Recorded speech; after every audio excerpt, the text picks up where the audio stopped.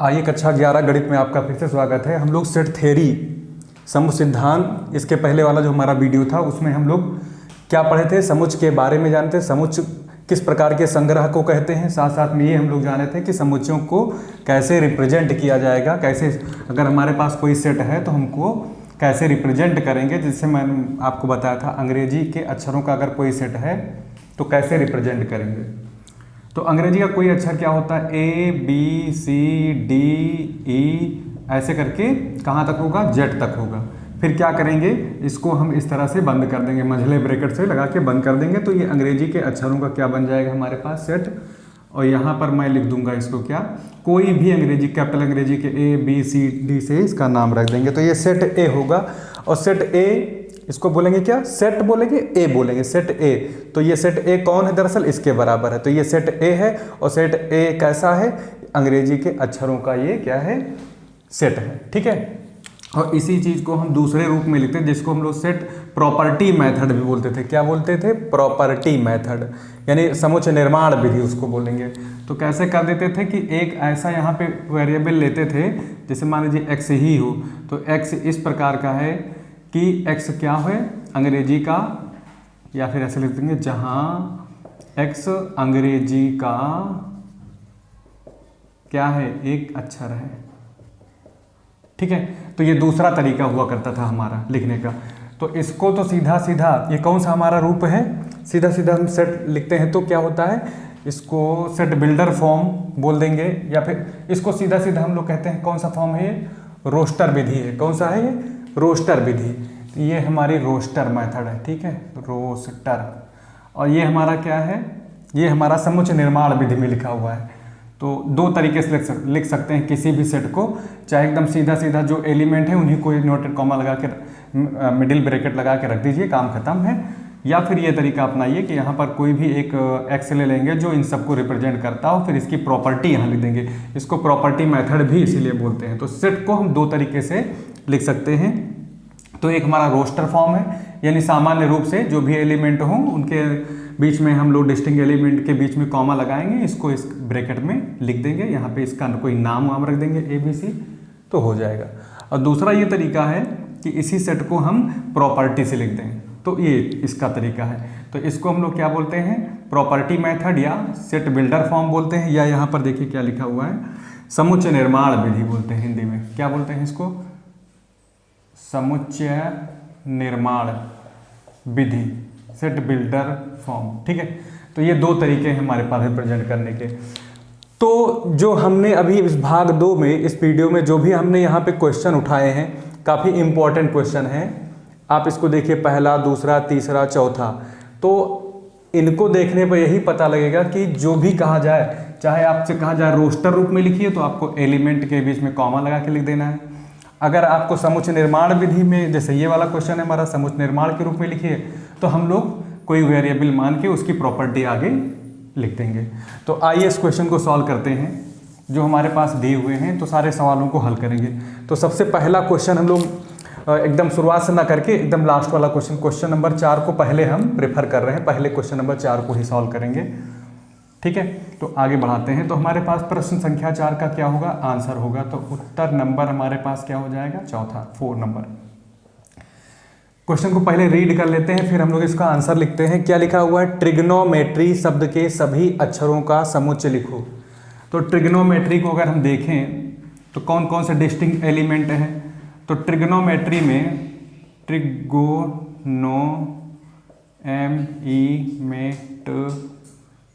में, ठीक है, कौन कौन से अक्षर हैं, टी हो गया। ठीक है। हमने बताया कि कभी भी सेट के अंदर दो खास बात याद रखना है। सेट के अंदर जो भी एलिमेंट होंगे, जैसे ए हो गया, बी हो गया, अगर बी दोबारा आ जाए तो बी को दोबारा नहीं लिखेंगे, यानी कि रिपीटिंग नहीं लेंगे। ठीक है। सेट में क्या होगा, रिपीटिंग नहीं होगी, यानी पुनरावृत्ति नहीं होगी, पुनरावृत्ति नहीं होगी। ठीक है। पुनरावृत्ति का मतलब क्या हो, रिपीटिंग नहीं करना है, किसी भी एलिमेंट को बार बार नहीं लिखना है। अगर वही एलिमेंट फिर से आगे आ जा रहा है तो उसको हम लोग नहीं लिखेंगे। और दूसरी खास बात क्या है, क्रम का चाहे ध्यान रखें, क्रम जरूरी नहीं। ठीक है, क्रम जरूरी नहीं। ठीक है। इसका क्या मतलब, पुनरावृत्ति का मतलब क्या होता है, जैसे हमने कहा कि हम फलों की दुकान पे गए और मेरे पास एक लिस्ट थी, केला, पपीता, सेब, अमरूद, और फिर उसने देना शुरू कर दिया।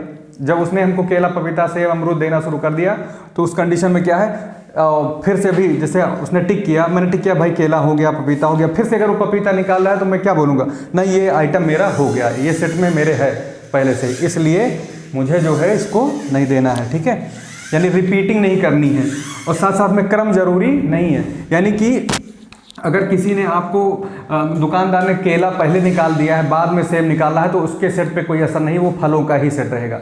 अल्फ़ाबेट के अंग्रेजी के ए से लेकर जेड तक अक्षर लिखे हुए हैं, चाहे जेड से शुरू करिए, चाहे बीच के किसी एलिमेंट से शुरू करिए, सारे एलिमेंट अगर उसमें पाए जाएँ तो काम बन जाएगा, तो सेट को लिख सकते हैं।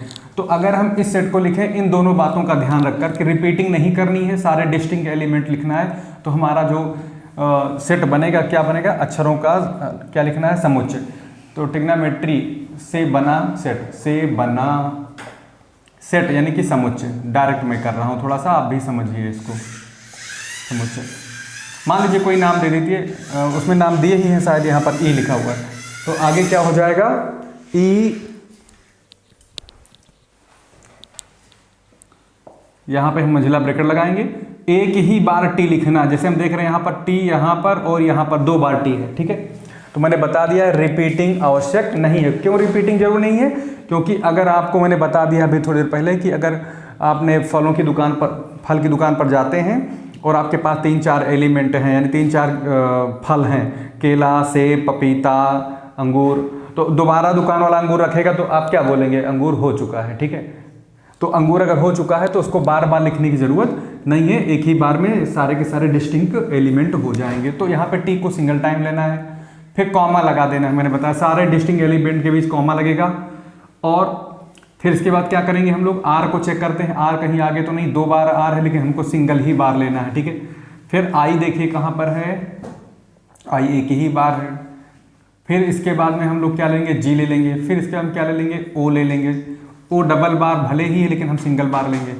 फिर इसके बाद एन हो गया, फिर इसके बाद मुझे लग रहा है एम भी है। ठीक है, और उसके बाद में क्या है, मेरे पास टी हो ही चुका है, ई बचा हुआ है तो ई भी ले लेंगे, यहाँ पर कॉमा लगा देंगे। फिर इसके बाद में आर हो ही गया है, वाई बचा रह गया है तो हम यहाँ पे वाई लिख देंगे। कोई रिपीटिंग नहीं होने, कोई चीज़ छूटना भी नहीं चाहिए, आप देख लीजिएगा कोई चीज़ छूटने ना पाए। तो कहीं कोई रिपीटिंग तो नहीं दिख रही, टी कहीं दोबारा तो नहीं दिखा, या आर कहीं दोबारा तो नहीं दिखा, या जी कहीं दोबारा तो नहीं दिखा, ओ कहीं दोबारा तो नहीं दिखा, एन कहीं, एन सिंगल ही बार है, एम भी है, और यहाँ पर ई, हाँ वाई। तो ये इसका सेट है। ये तो साधारण तरीका जिसको हम लोग क्या बोलते हैं, केवल इसको हम लोग कह सकते हैं कि ये हमारा रोस्टर रूप है। तो एक किस फॉर्म में है भाई, इसको बोलते हैं रोस्टर फॉर्म में, जो सीधा सीधा एलिमेंट के बीच कॉमा लगाकर सारे एलिमेंट लिख दिए जाए डिस्टिंक्ट, वो होता है कौन सा रूप, रोस्टर रूप, रोस्टर फॉर्म होता है इसका। ठीक है, या सारणीयन विधि भी बोलते हैं इसको, क्या बोलते हैं भाई, सारणीयन विधि, टेबुलर मेथड, सारणीयन विधि, टेबुलर मेथड, दो मेथड इस नाम है इसके। तो ये इस तरह से काम बन जाएगा, तो हम यहाँ पर इस तरह से कर सकते हैं, कोई दिक्कत नहीं, तो हमारा यही आंसर होगा। इसमें एक बात और बहुत ध्यान देने वाली है, मैंने 2 बात बताई है, सेट के अंदर जब भी एलिमेंट लिखने चलेंगे तो रिपीटिंग नहीं लेनी है, पहली बात तो ये है। दूसरी क्या बात है, दूसरी बात ये है कि क्रम जरूरी नहीं है कि हम टी ही हमेशा लिखें, ये जिद नहीं पकड़ना है। हम आर को भी पहले लिख सकते थे, जी को भी पहले लिख सकते थे, या आई को बाद में कर सकते थे। तो इसमें क्रम चाहे तो जैसे भी लिखें, कोई फर्क नहीं पड़ने वाला है। इसमें चाहे जिसको पहले चाहे जिसको बाद में लिखें, बस सारे एलिमेंट होने चाहिए, सारे एलिमेंट के बीच कॉमा होना चाहिए, कोई एलिमेंट रिपीट ना हो, इसका ख्याल रखते हुए हम इस ट्रिग्नोमेट्री के अक्षरों से बना हुआ सेट लिख पाएंगे और ऐसे ही लिखेंगे। तो चलिए हम लोग क्वेश्चन नंबर 1 की तरफ आगे बढ़ते हैं। इसके बाद हमारे पास आंसर नंबर कौन सा होगा, उत्तर नंबर फर्स्ट। ठीक है, पहला क्वेश्चन क्या है उसको हम लोग देखते हैं। पहला क्वेश्चन अगर हम लोग पढ़ें तो क्या हमारे पास दिखाई दे रहा है कि जो हमारे पास ये समीकरण है ना, इसका हल समुच्चय रोस्टर रूप में लिखना है। तो भाई जब भी समीकरण आए तो ये कहा गया है कि ये 0 है, ठीक है ना, तो मैं लिख देता हूँ यहाँ पर, क्योंकि मेरे पास x² minus plus x minus 2 equal to 0। इसका हल क्या चीज लिखा है, सोल्यूशन। ठीक है, तो पहले इसका हल निकाल लेंगे, देखते हैं x के कौन कौन से ऐसे मान आते हैं जिनको यहाँ पे रखने पर ये 0 बन जाता है। तो आप इसको हाई स्कूल में पढ़े ही होंगे कि इसको हम कैसे सॉल्व करते हैं। तो द्विघात समीकरण है, क्वाड्रेटिक इक्वेशन है, तो सॉल्व कर लेंगे। तो 2 1 कम 2, तो यहाँ पर आपको अच्छे से आना चाहिए कि हाँ हम कैसे इसको सॉल्व कर रहे हैं। एक्स स्क्वायर प्लस, तो कितना हो जाएगा, एक्स की जगह पे लिख लेंगे हम लोग 2x minus x minus 2 equal to 0। Common वॉमन ले लेंगे यहाँ से, x प्लस क्या बन जाएगा 2, यहाँ पे 1 x प्लस 2 इक्वल टू 0। तो मेरा बन गया x प्लस 2 और x माइनस 1 इक्वल टू 0। तो ये 0 कब बनेगा, इन दोनों के मल्टीप्लाई से। और मल्टीप्लाई कब 0 होता है, या तो ये 0 बन जाए या तो 0 ये हो जाए, या दोनों 0 हो। ठीक है, तो अगर हम संभावना जताएं कि ये पहला वाला 0 है, तो यहाँ से कब 0, x प्लस 2 0 कब बनेगा, जब x हमको क्या दे दे, -2। जैसे यहाँ x की जगह पे -2 बैठाओगे ना, -2 प्लस 2 क्या हो जाएगा, 0 हो जाए। तो 0 गुणा करेंगे तो 0 हो ही जाएगा। या ऐसा भी हो सकता है कि ये वाला 0 हो, तो एक कब 0 बनेगा, जब x इक्वल टू 1 हो जाए। तो मेरे पास हल कितने आए, 2 हल आए। तो हम कोई इसको सेट के रूप में कैसे लिखेंगे, अतः हल समुच्चय, हल समुच्चय। ठीक है, सॉल्यूशन जो आपका सेट है सॉल्यूशन, तो सेट मान लीजिए एस से हम दिखा रहे हैं इसको। तो हल समुच्चय एस बराबर क्या बनेगा, कितने एलिमेंट हैं इसमें, केवल जो इस इक्वेशन को सेटिस्फाई करते हैं 2 ही एलिमेंट हैं, एक -2 है और दूसरा एलिमेंट कौन है, 1 है। रिपीट तो करना नहीं है, और डिस्टिंक्ट एलिमेंट भी है। तो इस तरह से कॉमा लगाकर मझले ब्रैकेट में, मिडिल ब्रैकेट में इनको बंद कर देंगे। केवल 2 ही एलिमेंट हैं जो इस इक्वेशन को सेटिस्फाई करेंगे। ठीक है, तो यही क्या होगा इसका सेट, सॉल्यूशन ऑफ सेट। ठीक है, या इक्वेशन। तो इस तरह से हम लोग क्या लिखेंगे, इसका सॉल्यूशन ये सेट हो जाएगा हमारा -2, 1। तो ये क्वेश्चन भी हमारा सॉल्व हो गया है। ठीक है, अब बढ़ते हैं हम लोग अगले क्वेश्चन की तरफ, क्वेश्चन नंबर 2 की तरफ। क्वेश्चन नंबर 2 क्या है हमारा, इसको मैं हटा ही देता हूँ यहाँ से, ट्रिग्नोमेट्री वाला। क्वेश्चन नंबर 2 मेरे पास क्या है, देखिए समुच्चय x is such that x धन पूर्णांक है, साथ साथ में x स्क्वायर करने पर 40 से छोटा आना चाहिए। ठीक है, तो ऐसे धन पूर्णांकों को हमको चुनना है, ऐसा धन पूर्णांक चुनना है, x क्या है, धन पूर्णांक है, और कैसा होना चाहिए कि धन पूर्णांक को साथ साथ x स्क्वायर लेस देन 40 हो। तो मैं इसको हल करने जा रहा हूँ। तो क्वेश्चन नंबर क्या है हमारा, 3 है। तो मैं आंसर नंबर 3 करने जा रहा हूँ। ठीक है, आंसर नंबर 3। ठीक है, तो 3 को कैसे करेंगे, तो यहाँ पर गिवन है, क्या गिवन है ये लिख लेंगे हम लोग, दिया है, दिया क्या है, एक सेट है, सेट का नाम लिख देता हूँ मैं, मान लेते हैं हम कि a क्या दिया है, x इस प्रकार है कि x धन पूर्णांक है, धन पूर्णांक है 1। ठीक है, और साथ साथ में क्या दिया हुआ है, x स्क्वायर 40 से छोटा है। तो ऐसे x निकालो जो इस प्रॉपर्टी को होल्ड करते हो, ये प्रॉपर्टी मेथड में लिखा है। ठीक है, और इसको हमको क्या लिखना है, रोस्टर रूप में लिखना है। तो ऐसे x कौन कौन से, चाहे अंदाज के लिख सकते हो, कोई दिक्कत नहीं है। जैसे मैं धन पूर्णांक कहाँ से शुरू होता है, +1 से शुरू होता है। तो अगर मैं x को 1 ले लूंगा तो मेरा x स्क्वायर कितना आएगा, 1 आएगा। तो मैं ये होल्ड करा, क्योंकि 1 यहाँ x स्क्वायर का मतलब यहाँ पे समझ रहे हैं ना, 140 से छोटा है, तो काम कर जा रहा है। जब हम लोग x की वैल्यू 2 ले लेंगे, ठीक है, तो मेरा x स्क्वायर क्या आ जाएगा, 4 आ जाएगा। तो मैं इसको भी ले सकता हूँ। तो मेरा 2 भी काम कर रहा है कि 2 का 1 का स्क्वायर भी छोटा होता है, 2 का स्क्वायर यानी x अगर 2 बन जाए तो 2 का स्क्वायर 4 आ रहा है, 4 40 से छोटा होता है। ऐसे ही 3 रखते ही यहाँ 3 3 9 हो जाएगा, स्क्वायर करने पर 3 का, तो 9 भी 40 से लेस है, तो काम बन जाएगा। तो ये भी इस सेट का हिस्सा होगा। इसके बाद में हम लोग 4 को चेक करेंगे तो 4 चौक 16 भी है, हाँ 16 भी 40 से छोटा है। फिर 5 5 25, 5 से भी काम बन जा रहा है, 25 से 25 जो है रखते ही 5 यहाँ पर, ये 25 बनेगा, 25 40 से छोटा होगा, काम कर जाएगा।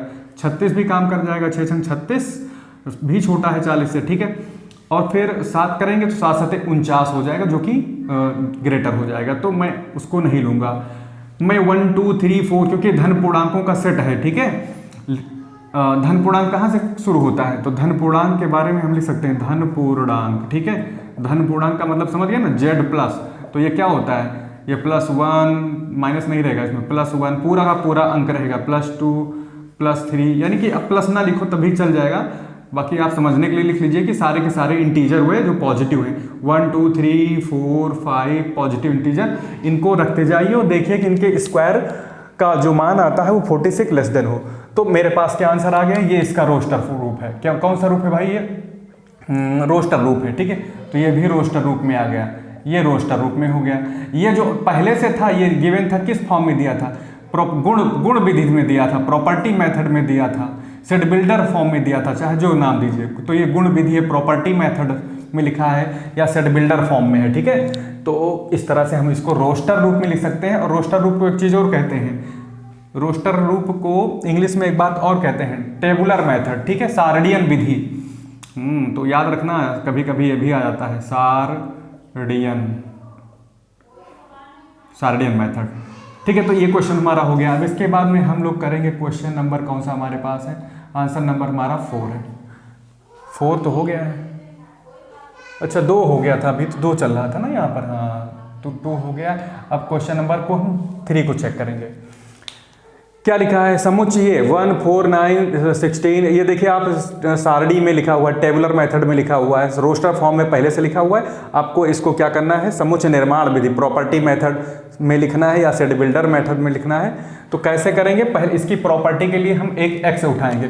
तो इसको मैं कर रहा हूँ a = ठीक है, ऐसे लिखूंगा, एक ये ब्रैकेट लगाऊंगा, फिर इसको रिप्रेजेंट, इन सारी संख्याओं को प्रदर्शित करने वाला एक हम वेरिएबल लेंगे x, और फिर लिखेंगे x क्या है, दरअसल x लिख देंगे। देखिए यहाँ पर अगर खूब गौर से देखिए तो जो प्राकृतिक संख्या है ना, उनका वर्ग मिल रहा है, 1 का स्क्वायर 1, 2 का स्क्वायर है, ये 3 का स्क्वायर है, ये 4 का स्क्वायर है, ये 5 का स्क्वायर है। तो इस प्रॉपर्टी को अगर हम यूज करें तो मैं लिख सकता हूँ x = n², ठीक है। x कुछ इस प्रकार का है कि x किसके बराबर है, n² के बराबर है। और ये n², n कौन है, ये स्मॉल n, ये स्मॉल n या फॉर ऑल n जो बिलोंग करे कहाँ, नेचुरल नंबर से। लेकिन ये तो 25 से तक दिया है, तो लिमिटेशन दे दी है भाई, 25 के ऊपर तो दिया ना, तो फॉर ऑल नहीं लगाना है, ठीक है। तो n की वैल्यू कहाँ से कहाँ तक रखनी है, ये ध्यान देना है। तो यहाँ पे एक और बात लिख देते हैं लिमिटेशन के रूप में, क्योंकि 1 का स्क्वायर, 2 का स्क्वायर, 3 का स्क्वायर, 4 का स्क्वायर 16, 5 का स्क्वायर 25, पे 6 का स्क्वायर पर ये सेटिस्फाई नहीं होगा सेट, ठीक है, क्योंकि ये सारे एलिमेंट तो 5 तक ही आएंगे, 6 नहीं आएगा, तो 6 से छोटा होना चाहिए।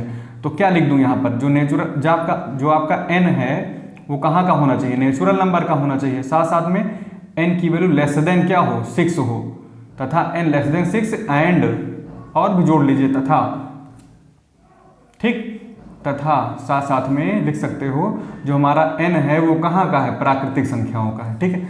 तो चाहो तो ऐसे भी लिख सकते हो, उसको कोई प्रॉब्लम नहीं है।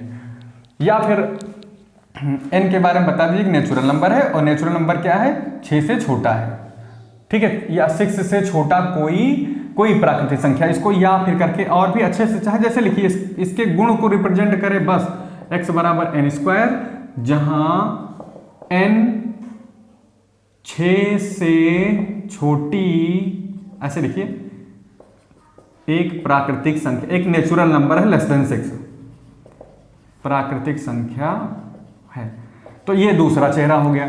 इसको हम लोग क्या बोलते हैं भाई, समुच्चय निर्माण विधि है। ये क्या है, समुच्चय निर्माण विधि है। और ये कौन सा फॉर्म है, रोस्टर, सॉरी कहाँ गया, ये क्वेश्चन नंबर 3 को मैं यहाँ लिख देता हूँ। जो मेरा ए था वो ऐसे टेबुलर फॉर्म में था, सार्डियन विधि में था, तो 9 16 25 सीधा सीधा लिखा हुआ था। तो इसको हमने प्रॉपर्टी में लिख दिया, जहाँ x वगैरह दिखाई पड़ जाए ये इस तरह का चिन्ह लगाओ, समझ लेना कि ये जो है कौन सा विधि है, प्रॉपर्टी मेथड है या सेट बिल्डर फॉर्म है, गुण विधि है, ठीक है, या समुच्चय निर्माण विधि है।